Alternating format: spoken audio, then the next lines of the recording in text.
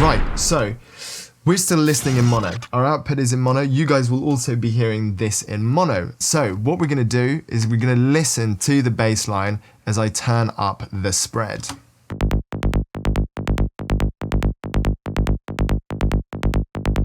What's that? No change. The answer to that is the way that this introduces stereo width is in a way which cancels when you convert to mono, i.e. the mid signal is constantly preserved. Okay. And it does that using a very complicated phase relationship, as we just discussed. So let's listen to this when it's not in mono. Let's go.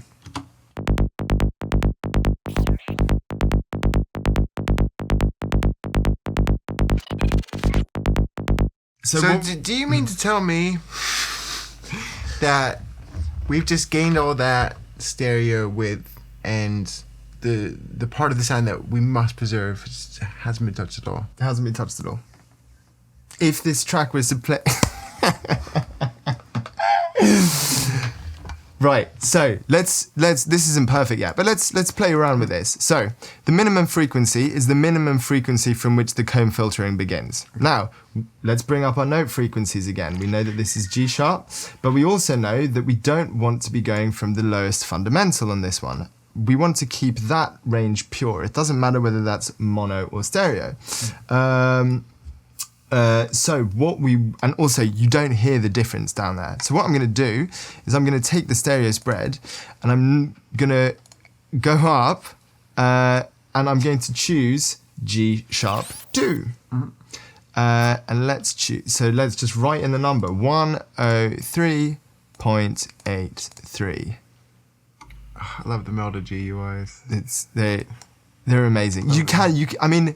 Importantly, you can also in the perfect example, you can also go just on the keyboard and do this rather than typing it in. I did the long way around, guys. I know, I'm old school. What can I say? Feels more like scientific researched when you type numbers in, I find. Yeah, exactly. Let's go for that. Now we know that that's going to be the lowest frequency at which we start to get the stereo.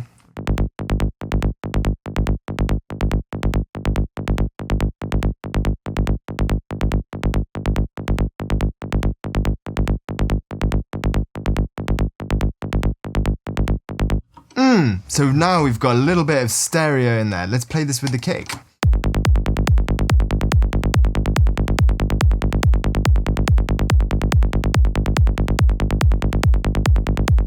It's already adding stuff, but the joy here is, let's go back and listen to this in mono.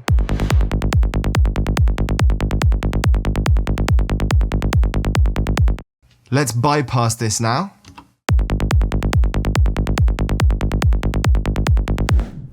Bonus stereo.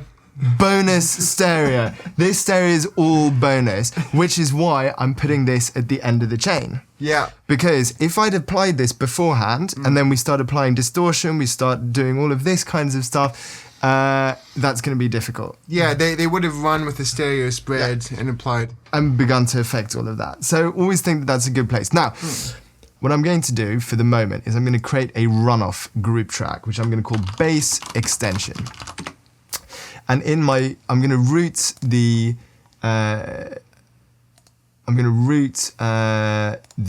synth into bass extension.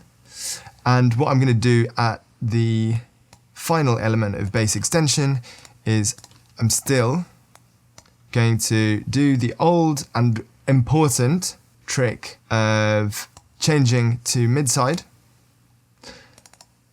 doing a high pass, and just putting that on the side. Now, we might well be applying this actually across both the kick and bass channel later on, but I'm just doing this for the moment. It's a surefire way of making everything that's here mono. Okay. Everything that's in the low end is now mono. Right, so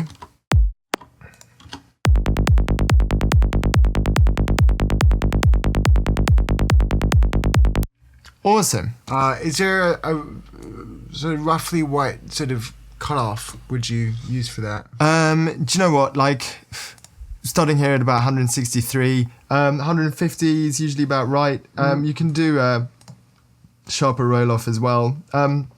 We'll come back to this. This, for the moment, is actually more of a temporary placeholder. But, importantly, I think it's worthwhile doing this now, because it just means you know now at the start what your bass is going to sound like when you've trimmed off the sides.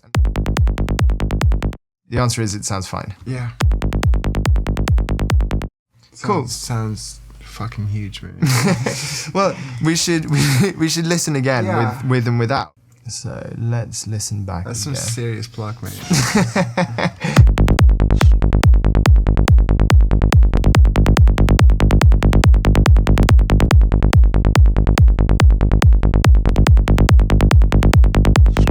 Yeah, that's what we want.